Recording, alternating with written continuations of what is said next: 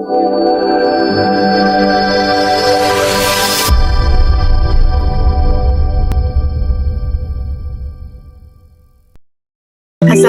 dan hai, saya Nurul Akilah binti Muhammad Nizam Zaidi dengan nombor matrik D2025116537. Pernah tak terfikir, kenapa kalau buat jahat je mesti lelaki? Perempuan tak buat jahat ke?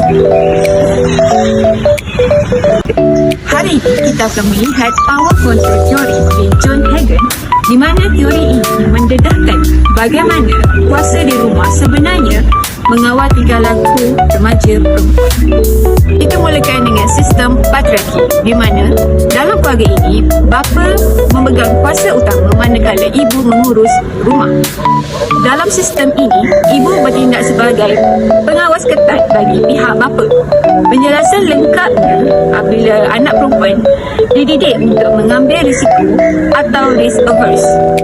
Contohnya, kalau anak lelaki balik lewat malam, bapa mungkin anggap macam benda tu perkara biasa. Tapi kalau perempuan, mesti kena marah.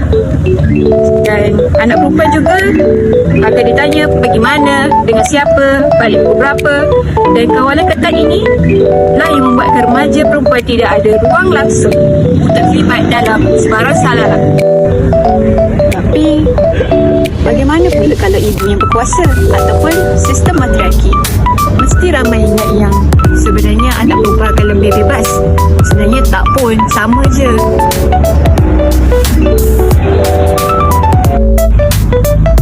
Dalam sistem matriarki, anak perempuan sebenarnya tidak bebas kerana dibebankan dengan banyak tanggungjawab. Contohnya, ibu akan melatih anak perempuan untuk jadi kuat seperti dirinya dengan memberikannya banyak tugas domestik seperti menjaga adik dan menguruskan rumah lebih awal daripada anak lelaki. Jadi, mereka nampak baik bukan sebab takut, tapi rupa-rupanya sebab mereka terlalu sibuk dengan tanggungjawab di rumah sehingga tiada masa untuk berbuat di luar dan meluangkan masa di rumah.